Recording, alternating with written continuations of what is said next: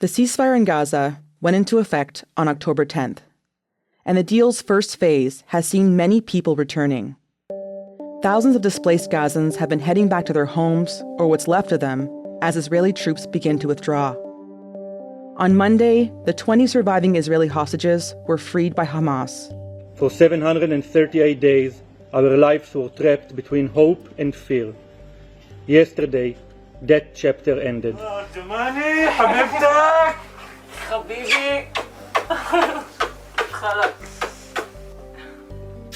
And Palestinians celebrated the release of nearly 2,000 detainees from Israeli prisons.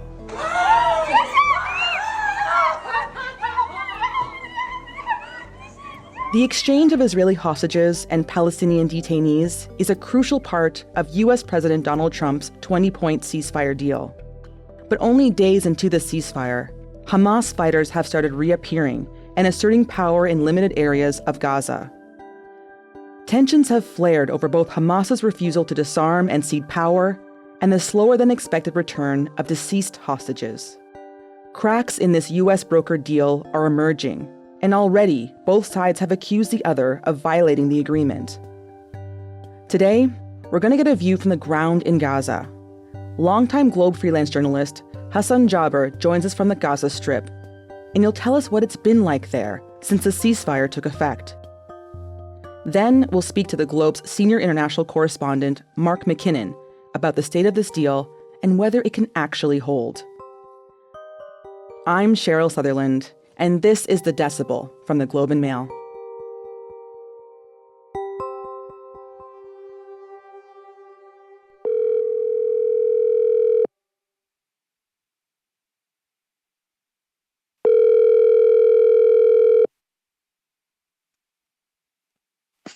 Hello?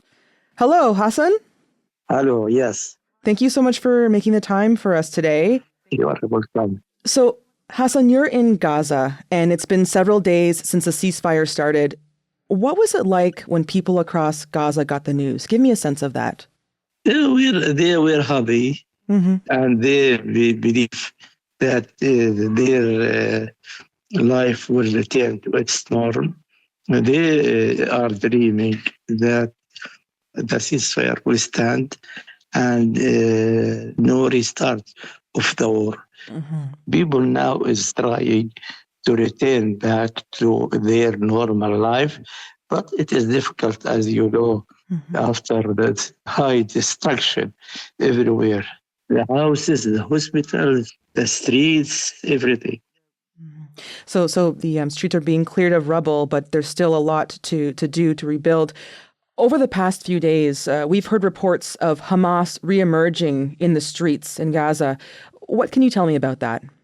Directly after the declaration of the ceasefire, Hamas groups, they began to organize the markets and the streets, stopping the cars, trying to organize the life of the people, and also to guard the aids coming from outside. They are trying their best, and people welcome that, and they are supporting them. So Hamas is organizing the markets in the streets? They are organizing the markets in the streets, and also they are organizing the daily life, and they are guarding hospitals, they are guarding money, health clinics that still working in Gaza. Are they armed? Some of them, yes. They are armed after Trump says that we will allow them to keep the law in the streets. They began appearing with armed. How are people feeling about Hamas being on the streets right now? People in Gaza are feeling different. There is two groups. It will come Hamas return to their life, and they don't want to open any file or any things against them. And those who is hysterically against Hamas, who don't want Hamas to return back. but the great majority is with Hamas now. But this will not reflect itself in any elections because people who voted for Hamas in the last elections expressed their will not to vote again for Hamas. Hamas lost a lot of its members during the war. When it comes to the ceasefire deal, one of the points put out by Donald Trump's ceasefire plan was that Hamas would disarm and would give over control of Gaza. And the fact that Hamas is in the streets is an interesting point. So I wonder, is there a sense that perhaps might hamper this deal from going through? It will not succeed. Disarming Hamas will not succeed at all. First of all, because Hamas refused till now to disarm, to handle their weapons to any foreign people or foreign police or foreign or Arabic countries, and they call that this will be a Palestinian decision, not from outside. Mm-hmm. We've heard a lot about this ceasefire deal being different than those before them. Does it feel different in Gaza? I hope that this ceasefire will last forever because Netanyahu till now didn't get rid from those radical members in his government who push him all the time to restart the war. I hope that Donald Trump will succeed in stopping and to reach a lasting ceasefire and to end the war. And it will be a great hobby for the people. Mm-hmm. Hasan, the last time we had you on the show, you talked about the scarcity of food. Has anything changed? I know that aid trucks are reportedly beginning to come into Gaza, but what have you seen on the ground? How has that been? Yes, there is a daily aid truck comes and enters to Gaza, and it appeared in the markets, and the prices also began to be lower than in the past. Now, where people can buy and can eat more than in the past. In the past, the prices was very high. Right now, there is a lot of people who can buy these goods, but in fact, there is some items that didn't appear in the markets, like meat, chicken, eggs. Okay. Since 7 months, me and my family and the majority of Gaza didn't eat chicken or meat or eggs. Wow. Okay. And people here are dreaming of these items to be in their meal. Mm-hmm. Many people have lost family members and friends in this war. Is there a sense that this ceasefire may give people across Gaza the chance to begin to grieve? It is a chance for the people here in Gaza to stand with each other about the loss. But the loss entered maybe 99 of the houses here in Gaza. Everywhere you will see martyrs. There is killed people, injured, widows. It is a big problem which will not be able to solve within tens of years. Mm-hmm. So now that the ceasefire deal is in place, is there anything that you're watching for in the coming days and weeks? I'm waiting that the crossing will be open for the people. The Rafah crossing? Yes, to go for medical care. We need a lot of medicine. We need a lot of items that will treat people here in Gaza. We need a lot of things here. People hope that all the world, especially Trump and the great countries, will assist them to rebuild Gaza. They know that it takes a lot of time, but they hope. Hasan, thank you so much for making the time to speak with me today. Thank you. That was Hasan Jaber, a freelance journalist for The Globe based in Gaza. After the break, The Globe's senior international correspondent, Mark MacKinnon, joins us to talk about the state of the ceasefire deal. Hi, Mark. Thanks for joining us. Hi, thanks for having me. So we just heard from The Globe's freelance writer, Hasan Jaber, about what's happening on the ground in Gaza. He mentioned Hamas has begun to reemerge on the streets. And one of the key points of the ceasefire agreement is Hamas disarming and giving up control over the Strip. So if we're seeing Hamas in the streets, what does this mean for the deal? Well, I think it's important to say that Hamas never agreed to that part of the deal. It only agreed to phase one, which is what we're seeing, this exchange of the hostages and the bodies of hostages in exchange for Palestinian prisoners and the bodies of dead Gazans.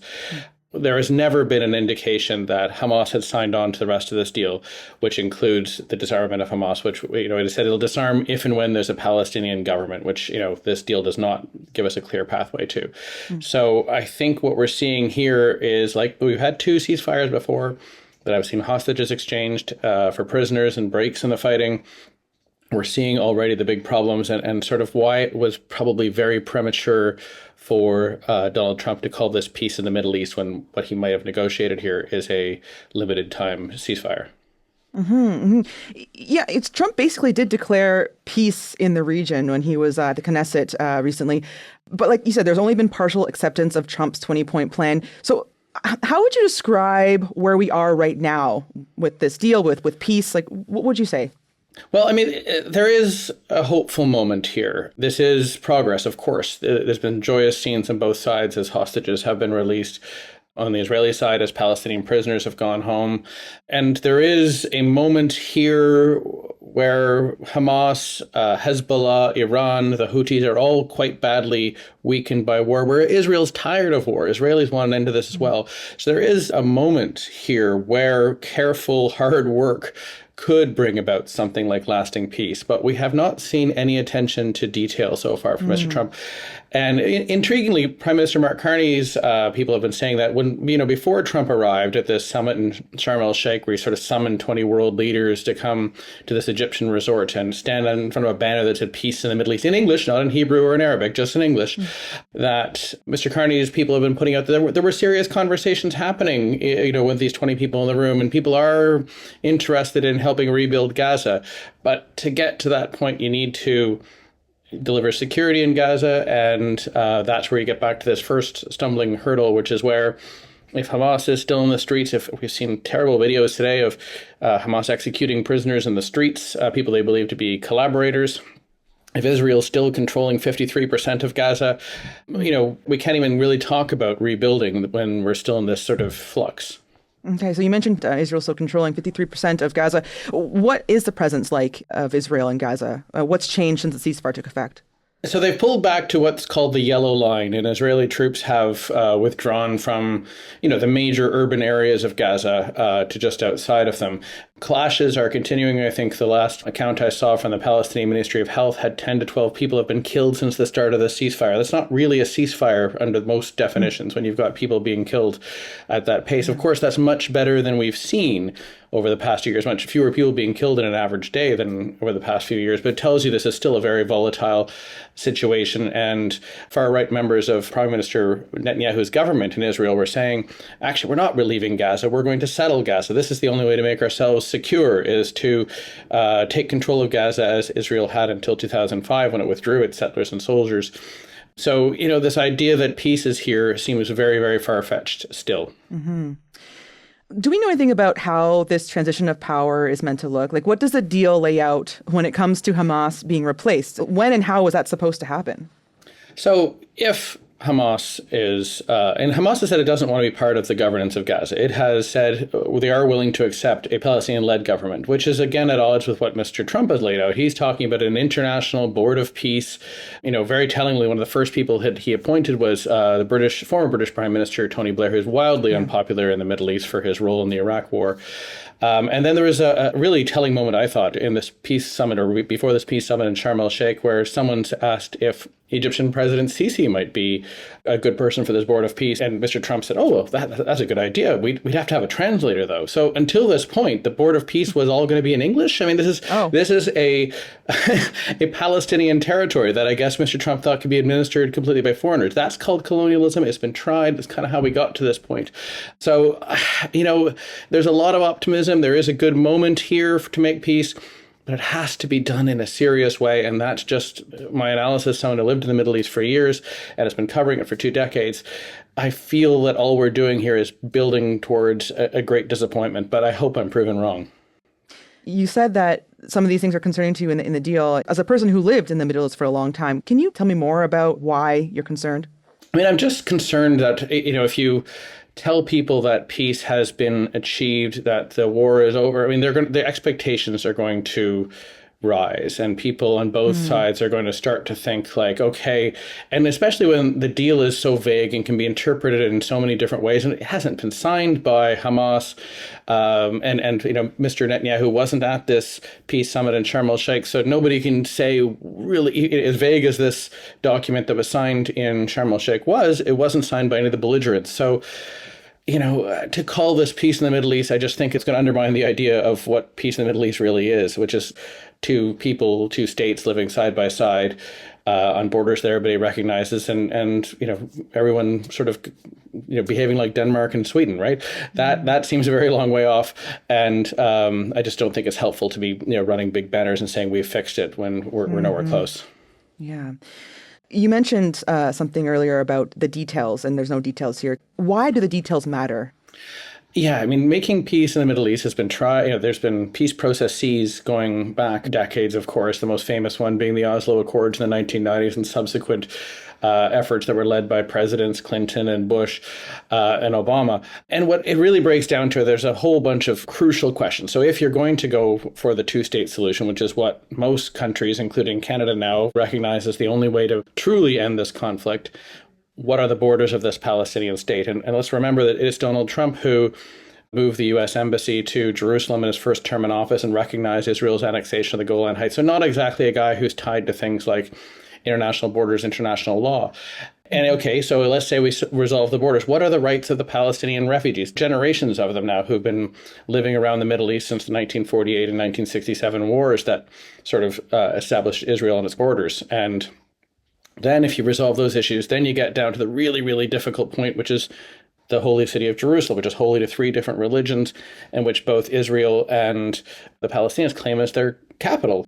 The division of Jerusalem is where every previous serious peace effort has foundered, and nothing in this 20-point plan that Mr. Trump has rolled out gets anywhere close to dealing with these issues. It's just stop the fighting, which he's achieved, disarm Hamas, which is the next step, and then these very fanciful ideas about a sort of international board of governance for Gaza, which at least is better than previous ideas like a Riviera of the Middle East and things like that. So I guess it's progress. It's in the right direction, and there are serious people who are trying to jump onto this progress and take it in a good direction, but a lot will depend on the whims of Mr. Trump. Yeah.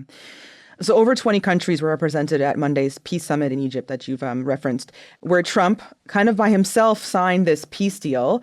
What do we know about the international effort to support this deal and to rebuild Gaza? I think it's instructive how many, in both a positive and in a slightly worrying way, that you saw all these leaders come to Sharm el-Sheikh on such short notice, because in a positive way, they want to support what's happening. Everybody wanted to see the end of the fighting in Gaza. There is an international desire to rebuild Gaza. On the other side, it also kind of shows that people are afraid to, if they turn down an invitation, I think there's a worry you'll have a trade war in the morning with Donald Trump. That's sort of how this is all going. This deal, the shape of it, I talked to Gershon Baskin, who was one of the Israeli negotiators for decades. And he said this deal was effectively on the table since last September. What's changed is Donald Trump pushing Benjamin Netanyahu to do it right now. And so that, I think international leaders in general are sort of afraid that Trump's going to pay too much attention to them and turn his pressure tactics onto them. That said, this is a massive task, rebuilding Gaza. Let's say Hamas agrees to disarm tomorrow. Let's say this international force, which is, again, vaguely defined, international and Arab force, will take responsibility for security in Gaza. It's still a $70 billion task, according to the latest estimates, just to rebuild Gaza. Basically, that number tells you everything was destroyed. And more than 90% of all buildings have been damaged or destroyed. Schools, hospitals, infrastructure, everything is gone. And there is an international desire to do that. I think that one of the things you will see soon is a major international donor conference hosted somewhere, perhaps in Europe, perhaps in the Persian Gulf, where people try and get the money together. But you can't rebuild if there's still the Israeli army there. You can't rebuild if Hamas is controlling the streets. And so the belligerents, who again are not the ones who signed this deal, are the ones standing in the way of that process. This past week, Trump called for Israeli Prime Minister Benjamin Netanyahu to be pardoned. He's been on trial for corruption since 2020. With that in mind, does this deal say anything about accountability for the last 2 years? Yeah, there was a remarkable moment earlier Wednesday. Benjamin Netanyahu had to have a court appearance in relation to these, accusations of corruption and abuse of power. And he suddenly developed, after all these meetings, perhaps legitimately, he suddenly developed bronchitis and couldn't carry on. So he had to have a shorter day than usual. I think Mr. Trump, who's hosted both Benjamin Netanyahu, who's been accused of war crimes by the International Criminal Court, and Vladimir Putin, who's also been accused of war crimes by the International Criminal Court this year on U.S. soil, doesn't pay a lot of attention to things like international law. But, anybody who has studied how conflicts really get resolved, thinking back to the Balkans, to Rwanda, to South Africa, you need, in addition to stopping the fighting and rebuilding, you need to have something like truth and justice so people can move on. And there's nothing at all in any of these discussions. Again, same with Mr. Trump's approach to peace in Ukraine, nothing that talks about what would be done with these allegations of war crimes. How would we get to the truth of what happened here? That just doesn't seem to interest him very much. So right now, Trump is very involved in this deal, but, hostages have all but returned. Leverage to bring either side to the table is basically gone. Is there any concern that if U.S. pressure goes away, that this deal could fall apart? Yeah, I think that's the biggest concern here amongst people I've been talking to this week, is that Mr. Trump turned his attention to Gaza the last few days, last few weeks, and was able to push Benjamin Netanyahu to stop the fighting, to push Hamas to accept at least the first phase of this deal. And that is, for everything I've just said, that's an important accomplishment. And of course, the moments of seeing these people, the Israeli hostages, Palestinian prisoners going home, and now we're at the phase where we're exchanging dead bodies, obviously a lot more grim, but an important progress as well for the families of those people. That was all done because Trump's focus is here and now on Gaza. How long will that last? When we saw Hamas appeared in the streets on Monday, Trump appeared to say on his flight home, this is part of the plan, that, it's okay for Hamas to sort of reestablish security in the short term. Today, he said if Hamas doesn't disarm, we might do it for them. And I said, you're going to disarm, right? Yes, sir, we're going to disarm. That's what they told me. They will disarm or we will disarm them. Got it?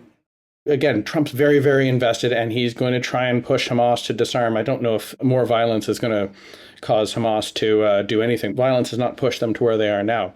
So I wonder whether in 2 weeks' time or 2 months' time, we're still going to have Mr. Trump's attention, especially with everything that's going on domestically in the United States, especially with the other big international files, trade wars with China, the war in Ukraine, etc., if he's going to have the patience that is required to see this through. So it's still a very fragile situation. Mark, thank you so much for joining us today. Thank you, Cheryl. That was Mark MacKinnon, the Globe's senior international correspondent. That's it for today. I'm Cheryl Sutherland. Our producers are Madeline White, Michal Stein, and Ali Graham. David Crosby edits the show. Adrian Chung is our senior producer, and Angela Pacenza is our executive editor. Thanks so much for listening, and I'll talk to you soon.